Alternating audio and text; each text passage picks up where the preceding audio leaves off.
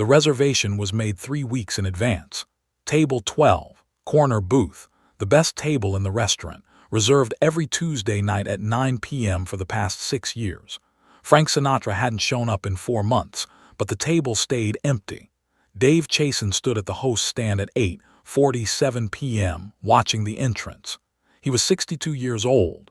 He'd opened this restaurant in 1936 with borrowed money and a chili recipe. Now it was the most exclusive dining room in Los Angeles. Actors, directors, studio heads. If you wanted to be seen, you came to Chasen's.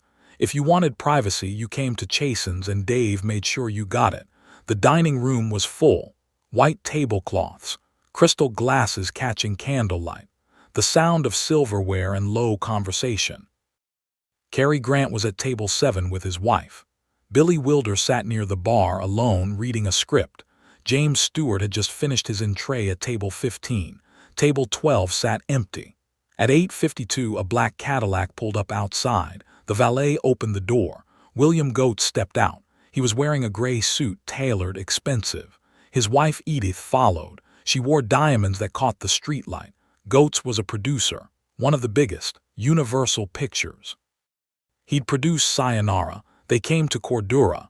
He had 3 pictures in development and the kind of power that made agents return his calls in 5 minutes. He walked into Chasen's like he owned the room. Dave met him at the entrance. "Mr. Goetz, good evening." "Dave," Goetz said. He smiled. His teeth were perfect. "I know we don't have a reservation, but I was hoping." "Of course," Dave said. "Right this way." He led Goetz and his wife through the dining room, past table 7, past table 9, straight to table 12, the empty table.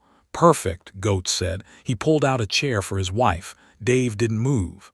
"I'm sorry, Mr. Goetz, this table isn't available." Goetz looked at him, then at the table, then back at Dave. "It's empty." "Yes, sir." "So why isn't it available?" Dave's face didn't change. He'd been in the restaurant business for 30 years. He knew how to handle difficult customers, how to say no without saying no, how to make someone feel important while gently redirecting them to table 9 or 11 or anywhere else in the room. But table 12 wasn't anywhere else. "It's reserved," Dave said quietly. Goetz glanced at his watch. "It's almost 9 o'clock. If someone had a reservation, they'd be here." "The reservation stands until closing." Goetz's smile faded slightly. He wasn't used to being told no, not by maitre d's, not by head waiters, not by anyone who worked in a room where his presence meant something. "Dave," he said, and his voice had shifted, still polite, but harder underneath. "I've been coming to this restaurant for 15 years. I've brought clients here, studio heads, investors. I've spent a fortune in this room." "I appreciate that, Mr. Goetz." "Then seat us at this table." Dave shook his head slowly. "I can offer you table 9, excellent view, very private, or table 16 if you'd prefer."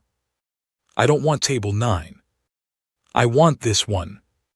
Edith Goetz touched her husband's arm lightly.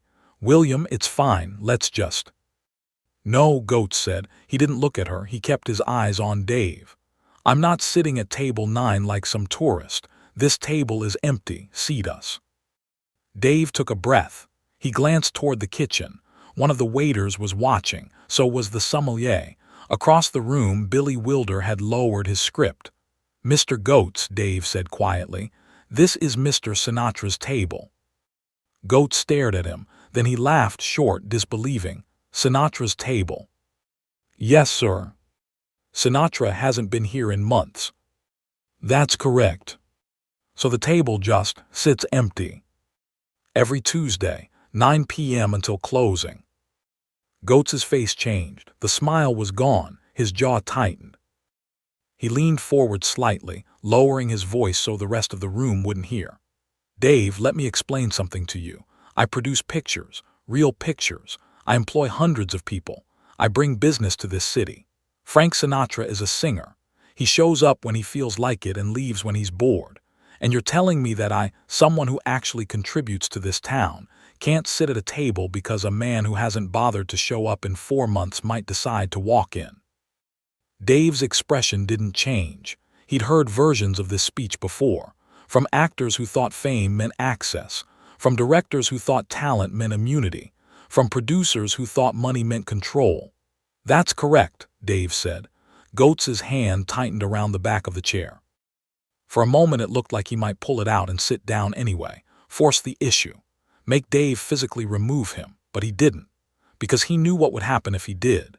He knew that if he sat at table 12 without permission, Dave would ask him to leave, and if he refused, Dave would have him escorted out.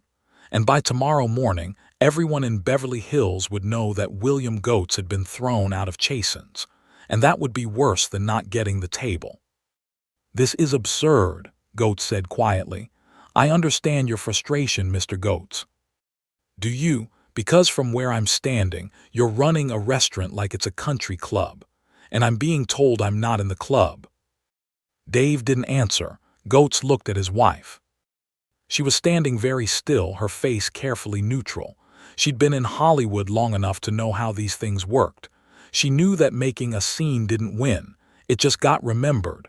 "Fine," Goats said. He straightened his jacket. "We'll go somewhere else." "I'm very sorry, Mr. Goats." "No, you're not." Goats took his wife's arm and walked toward the door. Every head in the dining room turned to watch.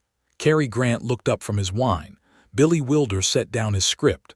James Stewart's fork stopped halfway to his mouth. The valet brought the Cadillac around. Goats got in without tipping. Dave stood at the host's stand and watched them drive away. At 9:11 p.m. the phone rang. The host picked it up, listened, covered the mouthpiece and looked at Dave. "It's Mr. Sinatra." Dave took the phone. "Frank." "Dave, I'm not gonna make it tonight." Sinatra's voice was calm, unhurried. "Got tied up in Palm Springs, just wanted to let you know." "Understood." "You holding the table?" Dave glanced at table 12, still empty. The candle was lit. 2 menus sat on the white tablecloth. "Of course." "Good man, see you next week." The line went dead. Dave hung up, looked at the empty table. Then he walked to the kitchen and told the staff to keep it clear. At 9:30, Harry Cohn walked in, head of Columbia Pictures. He asked for table 12. Dave offered him table 8. Cohn took it without argument. He'd been coming to Chasen's long enough to know. At 10:15, Jack Warner arrived with his wife. He glanced at table 12 on his way to table 14. He didn't ask. At 11:00, a young actor, new in town, second lead in a Western, asked why the corner booth was empty.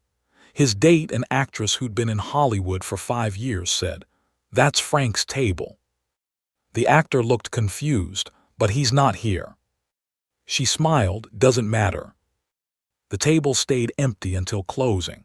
The next Tuesday, Sinatra didn't show. The Tuesday after that, he didn't show. The table stayed empty.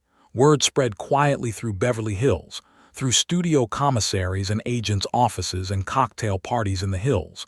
William Goats had been turned away from Chasen's, for an empty table, for a reservation that hadn't been used in months. Some people thought it was ridiculous, a waste of space, bad business. Others understood. They understood that power wasn't about showing up. It was about knowing you didn't have to. On the 6th Tuesday at 9:03 p.m., Frank Sinatra walked into Chasen's.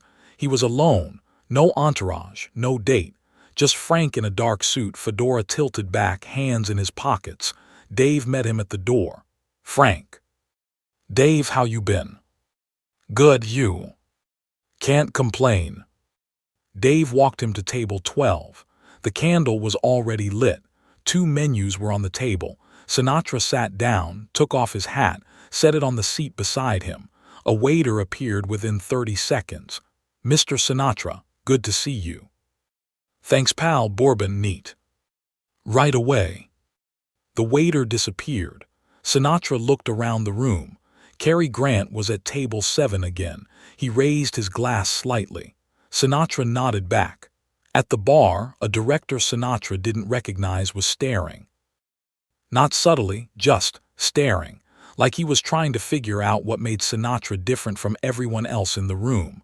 Sinatra picked up the menu, didn't open it. He already knew what he wanted. The waiter returned with the bourbon, set it down carefully. The usual Mr. Sinatra. Yeah, and bring Dave a drink, whatever he's having. Of course. The waiter left. Sinatra sipped his bourbon, looked at the empty seat across from him, the second menu. He didn't call anyone to fill it. At 9:30, Dave came over with a scotch in his hand. He sat down across from Sinatra. Thanks for the drink, Dave said. Least I could do. They sat in silence for a moment. The kind of silence that only happens between people who have known each other long enough that words are optional. Heard you turned goats away, Sinatra said finally. Dave nodded. 6 weeks ago. He pissed. Very. Sinatra smiled slightly. Good. He said you hadn't been here in months. I hadn't. He said it was bad business, keeping the table empty. Sinatra looked at him. What do you think? Dave took a sip of his scotch. He was 62 years old. He'd fed movie stars and mobsters and presidents. He'd seen power come and go. He knew the difference between people who had it and people who pretended. I think, Dave said slowly, that if you let William Goat sit at your table next week it's someone else, and the week after that it's everyone, and then it's not your table anymore. Sinatra nodded. That's right. But Dave continued, I also think that if you keep a table empty for 6 months, eventually people stop believing it matters. Sinatra studied him for a moment. Then he smiled, not the public smile, the real one. That's why I came back tonight, Sinatra said quietly, so they remember. Dave raised his glass. Sinatra raised his. They drank. Sinatra came back the next Tuesday, and the Tuesday after that, for 3 months straight.